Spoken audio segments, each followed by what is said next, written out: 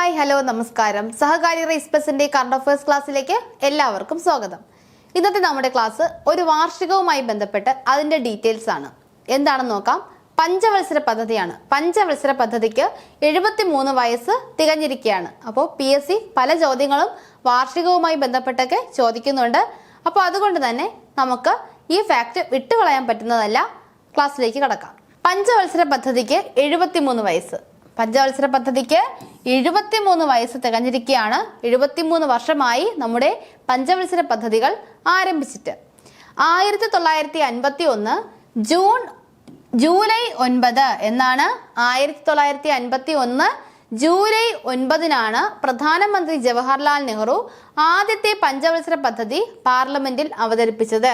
Date ഓർക്കുക, 1951 July 9-ന്. ആഭ്യന്തര സൗകര്യങ്ങൾ ഉറപ്പുവരുത്താനും അതുവഴി രാജ്യത്തെ വികസന പാതയിലേക്ക് നയിക്കുവാനും എന്താണ്? ആഭ്യന്തര സൗകര്യങ്ങൾ ഉറപ്പുവരുത്തുവാനും അതുവഴി രാജ്യത്തെ വികസന പാതയിലേക്ക് നയിക്കുവാനുമാണ് പഞ്ചവത്സര പദ്ധതികൾ ആരംഭിച്ചത്. അപ്പോൾ പഞ്ചവത്സര പദ്ധതികൾ ആരംഭിച്ചത് എന്തിനായിരുന്നു? ആഭ്യന്തര സൗകര്യങ്ങൾ ഉറപ്പുവരുത്തുവാനും അതുവഴി എന്ത് ചെയ്യുക? നമ്മുടെ രാജ്യത്തെ വികസനത്തിന്റെ പാതയിലേക്ക് കൊണ്ടുപോവുക. നമ്മുടെ രാജ്യത്തുള്ള സൗകര്യങ്ങൾ വർദ്ധിപ്പിച്ച് നമ്മുടെ രാജ്യത്തെ വികസനത്തിലേക്ക് കൊണ്ടുപോവുക എന്നതായിരുന്നു പഞ്ചവത്സര പദ്ധതികളുടെ ലക്ഷ്യം എന്ന് പറയുന്നത്. സോവിയറ്റ് യൂണിയൻ ഭരണാധികാരിയായിരുന്ന ജോസഫ് സ്റ്റാലിനാണ് 1928 ലോകത്ത് ആദ്യമായി പഞ്ചവത്സര പദ്ധതികൾ കൊണ്ടുവന്നത്. ലോകത്ത് ആദ്യമായി പഞ്ചവത്സര പദ്ധതികൾ കൊണ്ടുവന്നത് ആരാണ്? ജോസഫ് സ്റ്റാലിനാണ്. 1928 ഭൂരിഭാഗം കമ്മ്യൂണിസ്റ്റ് രാജ്യങ്ങളും, അപ്പോൾ നമ്മുടെ റഷ്യ അല്ലെങ്കിൽ സോവിയറ്റ് യൂണിയൻ ഒരു കമ്മ്യൂണിസ്റ്റ് രാജ്യമാണ്.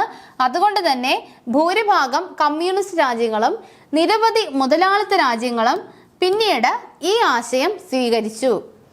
അപ്പോൾ ഇത് കമ്മ്യൂണിസ്റ്റ് രാജ്യങ്ങൾ മാത്രമല്ല, നിരവധി മുതലാളിത്ത രാജ്യങ്ങളും ഈ ആശയം സ്വീകരിച്ചു.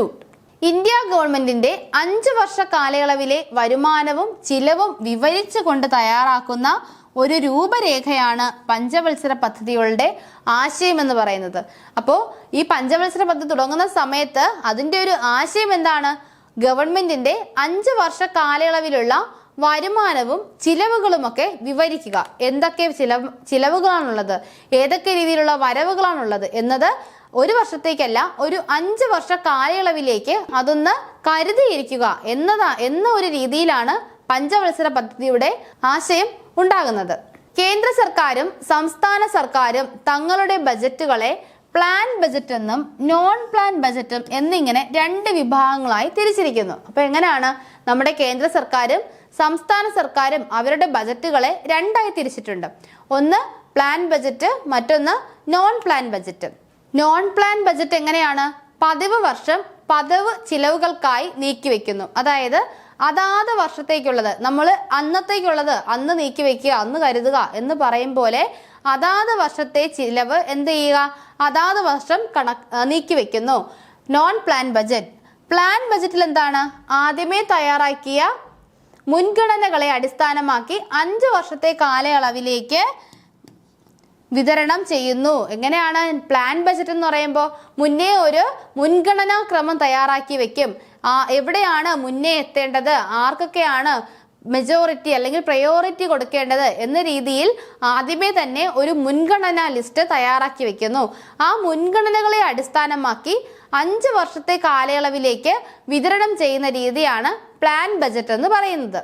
പഞ്ചവത്സര പദ്ധതിയുടെ പ്രധാന ലക്ഷ്യങ്ങൾ എന്തൊക്കെയാണെന്ന് നോക്കാം. ചോദ്യത്തിൽ പ്രധാനമായിട്ടും വരുന്നത് ഈ ലക്ഷ്യങ്ങളൊക്കെയാണ്. എന്തൊക്കെയാണ് ലക്ഷ്യം? ഒന്ന്, സാമ്പത്തിക വളർച്ച. തീർച്ചയായും നമ്മളൊരു പദ്ധതി കൊണ്ടുവരുമ്പോൾ സാമ്പത്തിക വളർച്ച ലക്ഷ്യമിട്ട് തന്നെയാണ് ഓരോ പദ്ധതിയും കൊണ്ടുവരുന്നത്. അപ്പോൾ ആദ്യത്തേത് സാമ്പത്തിക വളർച്ച. പിന്നെന്താണ്? ആധുനികവൽക്കരണം ഉണ്ടാകണം. നമ്മൾ എപ്പോഴും അപ്ഗ്രേഡ് ആവണം, ആധുനികവൽക്കരണം വേണം. പിന്നെന്താണ്? സ്വാശ്രയത്വം. മറ്റൊരു രാജ്യത്തെയും ഡിപ്പെൻഡ് ചെയ്യാതെ സ്വയം എല്ലാം ചെയ്യാൻ കഴിയണം, സ്വാശ്രയത്വം. പിന്നെന്താണ്? സമത്വം. ഇത് ഇത്രയുമാണ് പഞ്ചവത്സര പദ്ധതികളുടെ പ്രധാനപ്പെട്ട ലക്ഷ്യങ്ങൾ എന്ന് പറയുന്നത്. 1951 മുതൽ 2012 വരെ കാലഘട്ടത്തിലാണ് രാജ്യത്ത് പഞ്ചവത്സര പദ്ധതികൾ നടപ്പിലാക്കിയത്. അങ്ങനെ ആകെ എത്ര പഞ്ചവത്സര പദ്ധതികൾ നടപ്പിലാക്കി? 12. ആകെ 12 പഞ്ചവത്സര പദ്ധതികളാണ് 1951 മുതൽ 2012 വരെ നടപ്പിലാക്കിയത്. 12ാം പഞ്ചവത്സര പദ്ധതിയുടെ കാലയളവ് എത്രയായിരുന്നു? ഇത് ഇടയ്ക്ക് ഒരു ചോദിച്ചായിരുന്നു. 12ാം പഞ്ചവത്സര പദ്ധതിയുടെ കാലയളവ് 2012-17 ആണ്. ഓർത്തിരിക്കുക, 2012-17 ആണ് 12ാം പഞ്ചവത്സര പദ്ധതിയുടെ കാലയളവ്. കാർഷികോൽപാദനം വർദ്ധിപ്പിക്കുക, സമ്പൂർണ്ണ തൊഴിൽ, സാമ്പത്തിക അസമത്വം ഇല്ലാതാക്കൽ എന്നിവയിൽ ശ്രദ്ധ കേന്ദ്രീകരിച്ചിരുന്നു 1ാം പഞ്ചവത്സര പദ്ധതി. അപ്പൊ എന്താണ്? കാർഷികോൽപാദനം വർദ്ധിപ്പിക്കുക, സമ്പൂർണ്ണ തൊഴിൽ, സാമ്പത്തിക അസമത്വം ഇല്ലാതാക്കൽ എന്നിവയെ ശ്രദ്ധ കേന്ദ്രീകരിച്ചാണ് 1ാം പഞ്ചവത്സര പദ്ധതി തുടങ്ങിയതെങ്കിൽ അത് 12ാം പഞ്ചവത്സര പദ്ധതി ആയപ്പോഴേക്കും രാജ്യം ശാസ്ത്ര സാങ്കേതിക മേഖലകളിലടക്കം പുരോഗതി കൈവരിച്ചു. അപ്പോൾ 1ാമത്തേതിൽ നിന്നും 12ാമത്തേതിലേക്ക് എത്തുമ്പോൾ രാജ്യത്തിനുണ്ടായ മാറ്റമാണ് പറയുന്നത്. കാർഷികോൽപാദനം വർദ്ധിപ്പിക്കുക, സമ്പൂർണ്ണ തൊഴിൽ, സാമ്പത്തിക അസമത്വം ഇല്ലാതാക്കൽ എന്നിവയിൽ ശ്രദ്ധ കേന്ദ്രീകരിച്ചുകൊണ്ട് തുടങ്ങിയ 1ാം പഞ്ചവത്സര പദ്ധതി 12 ആയപ്പോഴേക്കും രാജ്യം ശാസ്ത്ര സാങ്കേതിക മേഖലകളിലേക്ക് പുരോഗതി കൈവരിച്ചു. 2014 നിലവിൽ വന്ന മോദി സർക്കാർ ആസൂത്രണ കമ്മീഷൻ പിരിച്ചുവിട്ടു. ആസൂത്രണ കമ്മീഷൻ പിരിച്ചുവിടുകയും ആസൂത്രണ കമ്മീഷന് പകരമായി എന്ത് കൊണ്ടുവന്നു?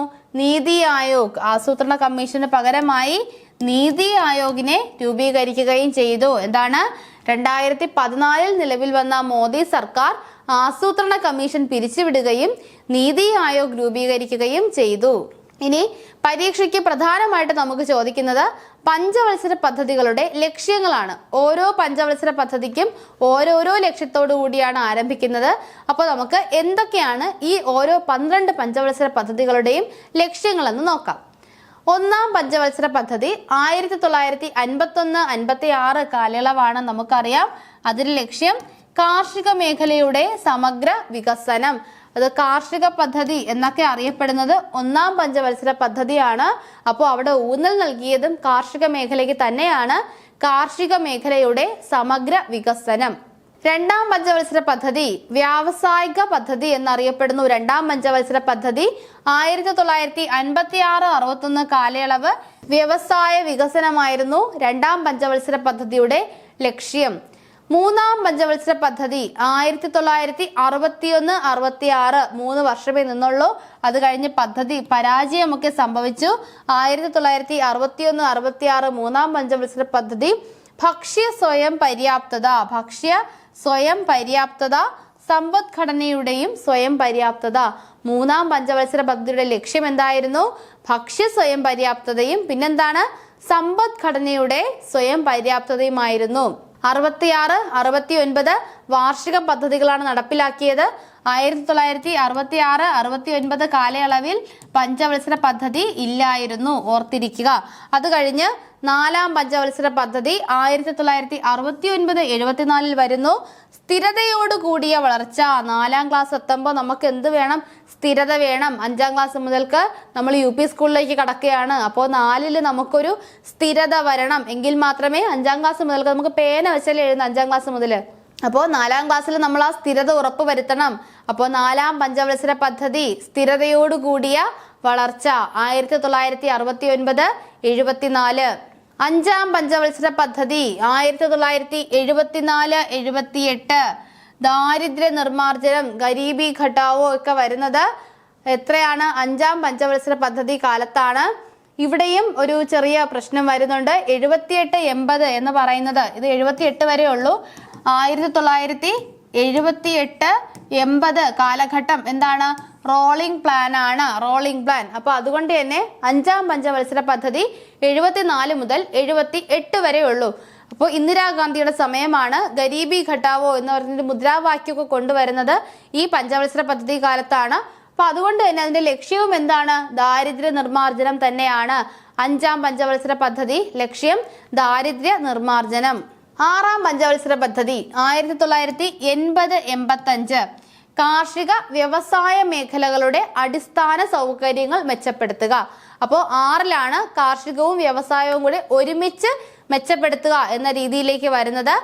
6ാം പഞ്ചവത്സര പദ്ധതിയുടെ ലക്ഷ്യം കാർഷിക വ്യവസായ മേഖലകളുടെ അടിസ്ഥാന സൗകര്യങ്ങൾ മെച്ചപ്പെടുത്തുക. 7ാം പഞ്ചവത്സര പദ്ധതി 80-85. അപ്പോൾ 6ൽ നമുക്ക് കാർഷിക വ്യവസായ മേഖലകളുടെ അടിസ്ഥാന സൗകര്യങ്ങൾ മെച്ചപ്പെടുത്തി കഴിഞ്ഞാൽ അവിടെ എന്ത് വരുന്നു? കാർഷിക മേഖലയും വ്യവസായ മേഖലയും ഒക്കെ മെച്ചപ്പെട്ടു വരുന്നു. വ്യവസായ മേഖല മെച്ചപ്പെടുന്നത് വഴി 7 എത്തുമ്പോൾ അവിടെ ആധുനികവൽക്കരണം ഉണ്ടാകുന്നു. പിന്നെന്താണ്? തൊഴിലവസരങ്ങളുടെ വർധനവ്.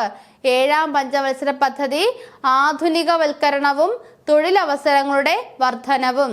ഓർത്തിരിക്കുക, 5ാം പഞ്ചവത്സര പദ്ധതിയിൽ എന്ത് ചെയ്യാണ്? ദാരിദ്ര്യ നിർമ്മാർജ്ജനം ഉണ്ടാവുകയാണ്.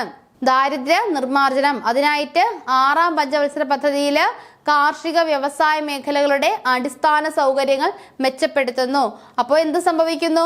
ആധുനികവൽക്കരണം ഉണ്ടാകുന്നു, തൊഴിലവസരങ്ങൾ വർദ്ധിക്കുന്നു. 7ാം പഞ്ചവത്സര പദ്ധതി ലക്ഷ്യം ആധുനികവൽക്കരണം, തൊഴിലവസരങ്ങളുടെ വർധനവ്. 8ാം പഞ്ചവത്സര പദ്ധതി 1992-97. ഇവിടെയും ഒരു ഗ്യാപ്പ് വരുന്നു. 1990-92 കാലയളവിൽ വാർഷിക പദ്ധതികളാണ് നടപ്പിലാക്കിയത്. 90-92 കാലയളവിൽ വാർഷിക പദ്ധതിയാണ് നടപ്പിലാക്കിയത്. അപ്പോൾ 8ാം പഞ്ചവത്സര പദ്ധതി ആരംഭിക്കുന്നത് 92-ലാണ്. 92 മുതൽ 97 വരെ. അപ്പോൾ ഇവിടെ ആധുനികവൽക്കരണം ഉണ്ടായി, തൊഴിലവസരങ്ങൾ വർദ്ധിച്ചു. അപ്പോൾ തൊഴിലവസരങ്ങൾ വർദ്ധിക്കുമ്പോൾ എന്താണ്? നമ്മുടെ തൊഴിൽ ചെയ്യാനുള്ള ശേഷിയും കൂടെ വർദ്ധിക്കുകയാണ് ചെയ്യുന്നത്. അപ്പോൾ 8ാം പഞ്ചവത്സര പദ്ധതി മാനവശേഷി വികസനം. 8ാം പഞ്ചവത്സര പദ്ധതി മാനവശേഷി വികസനം. 9ാം പഞ്ചവത്സര പദ്ധതി 1997-2002 ഗ്രാമീണ വികസനവും വികേന്ദ്രീകൃത ആസൂത്രണവും. എന്താണ്? ഗ്രാമീണ വികസനവും വികേന്ദ്രീകൃത ആസൂത്രണവും വരുന്നത് 9ാം പഞ്ചവത്സര പദ്ധതി കാലത്താണ്. ഓർക്കുക, 9ാം പഞ്ചവത്സര പദ്ധതി സമയത്താണ് എന്ത് വരുന്നത്? കുടുംബശ്രീയൊക്കെ വരുന്നത്. കുടുംബശ്രീയൊക്കെ സ്ഥാപിതമാകുന്നത് 9ാം പഞ്ചവത്സര പദ്ധതി കാലത്താണ്. അപ്പോൾ അവിടെ എന്താണ്? കുടുംബശ്രീയൊക്കെ കൊണ്ടുവരുന്നത് വഴി എന്താണ് ഉദ്ദേശിക്കുന്നത്?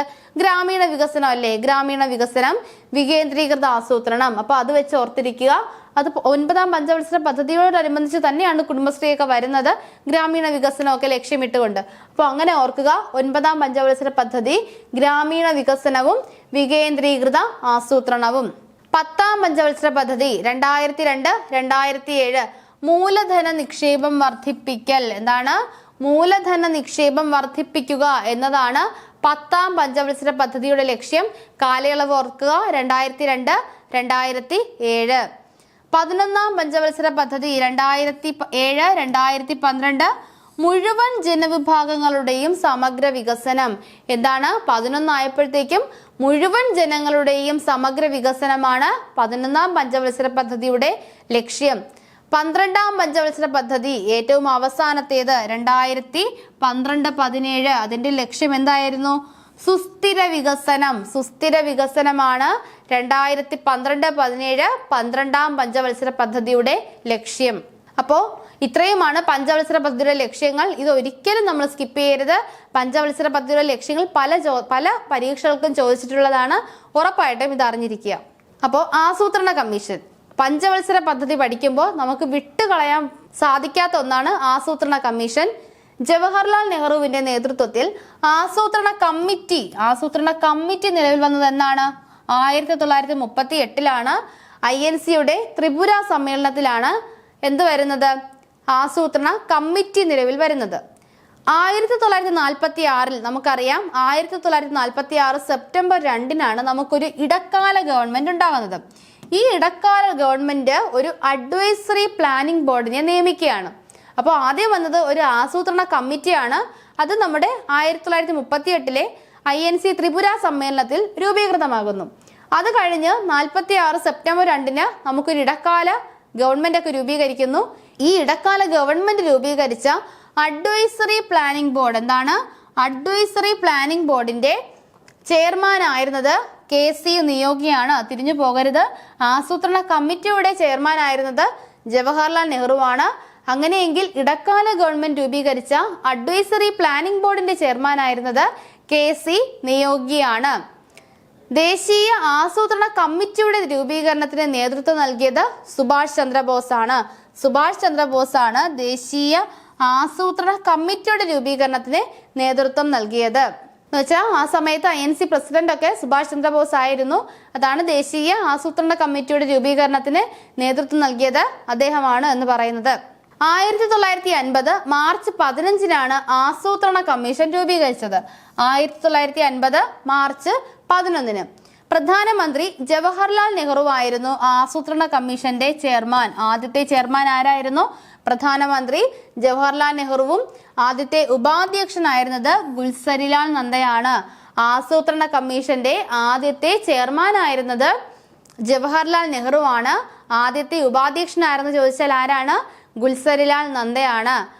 ആസൂത്രണ കമ്മീഷന്റെ അവസാന ചെയർമാൻ, ആസൂത്രണ കമ്മീഷന്റെ ചെയർമാൻ പ്രധാനമന്ത്രിയാണ്. അവസാനത്തെ ചെയർമാൻ ആരെന്ന് ചോദിച്ചാൽ നരേന്ദ്രമോദിയാണ്. നമ്മൾ പറഞ്ഞു 2014 മോദി സർക്കാർ വരുമ്പോഴാണ് ആസൂത്രണ കമ്മീഷനെ പിരിച്ചുവിടുന്നത്. അപ്പോൾ നരേന്ദ്രമോദി അതിന്റെ ചെയർമാൻ ആകുന്നു, കമ്മീഷൻ പിരിച്ചുവിടുന്നു. അവസാന ഉപാധ്യക്ഷൻ മൊണ്ടേക് സിംഗ് അലുവാലിയ. അവസാന ഉപാധ്യക്ഷൻ മൊണ്ടേക് സിംഗ് അലുവാലിയ. രാജ്യത്തെ വിഭവങ്ങളുടെ അമിത ചൂഷണം തടയുന്നതിനാണ് ആസൂത്രണ കമ്മീഷൻ രൂപീകരിച്ചത്. എന്തിനു വേണ്ടിയിട്ടാണ്? രാജ്യത്തെ വിഭവങ്ങളുടെ അമിത ചൂഷണം തടയുന്നതിന്. അപ്പോൾ ഒന്നും അമിതമായി ഉപയോഗിച്ച് പാഴാക്കരുത് എന്നൊരു ലക്ഷ്യത്തോടെ അതിനെ ഒരു ആസൂത്രണമൊക്കെ കൊണ്ടുവരുന്നതിന് വേണ്ടി, അതിനെ ഒരു പ്ലാനിങ്ങോടുകൂടി വിഭവങ്ങൾ ഉപയോഗിക്കുന്നതിന് വേണ്ടിയിട്ടാണ് ആസൂത്രണ കമ്മീഷൻ രൂപീകരിച്ചത്. വിഭവങ്ങളുടെ അമിത ചൂഷണം തടയൽ, ഉൽപാദനം വർദ്ധിപ്പിക്കൽ, സുരക്ഷിതമായ അവസരങ്ങൾ സൃഷ്ടിക്കുക, അപര്യാപ്തത വിഭവങ്ങൾ വർദ്ധിപ്പിക്കുക തുടങ്ങിയ കാര്യങ്ങളിലൂടെ ജനങ്ങളുടെ ജീവിത നിലവാരം അതിവേഗം ഉയർത്തുക എന്നതായിരുന്നു ആസൂത്രണ കമ്മീഷന്റെ ലക്ഷ്യം. അപ്പോൾ എന്തായിരുന്നു ആസൂത്രണ കമ്മീഷന്റെ ലക്ഷ്യം? വിഭവങ്ങളുടെ അമിത ചൂഷണം തടയുക, വിഭവങ്ങളുടെ അമിത ചൂഷണം തടയുക. പിന്നെന്ത് ചെയ്യുക? ഉൽപാദനം വർദ്ധിപ്പിക്കുക, സുരക്ഷിതമായ അവസരങ്ങൾ സൃഷ്ടിക്കുക, അപര്യാപ്തത വിഭവങ്ങൾ വർദ്ധിപ്പിക്കുക തുടങ്ങിയതിലൂടെ ജനങ്ങളുടെ ജീവിത ഗുണനിലവാരം എന്ത് ചെയ്യുക? ഉയർത്തുക. ജനങ്ങളുടെ ജീവിത ഗുണനിലവാരം അതിവേഗം ഉയർത്തുക എന്നതായിരുന്നു ആസൂത്രണ കമ്മീഷന്റെ പ്രധാന ലക്ഷ്യം. അപ്പോൾ ഇത്രയുമാണ് നമുക്ക് പഞ്ചവത്സര പദ്ധതികളെ പറ്റി പ്രധാനമായിട്ടും പഠിക്കാനുള്ളത്. 73-ാം വാർഷികത്തിലോട്ട് എത്തിയിരിക്കുകയാണ്. അതുകൊണ്ട് തന്നെ നമുക്ക് വളരെ ഇമ്പോർട്ടൻ്റ് ആണ് ഈ വസ്തുതകളെല്ലാം അറിഞ്ഞിരിക്കുക എന്നത്. അപ്പോൾ ഇന്നത്തെ ക്ലാസ് നിങ്ങൾക്ക് ഏറെ പ്രയോജനപ്പെട്ടു എന്ന് തോന്നുന്നു. വരുന്ന ക്ലാസ്സുകളിൽ പുതിയ കറണ്ട് അഫയേഴ്സ് ഫാക്റ്റുകളുമായി നമുക്ക് വീണ്ടും കാണാം. താങ്ക്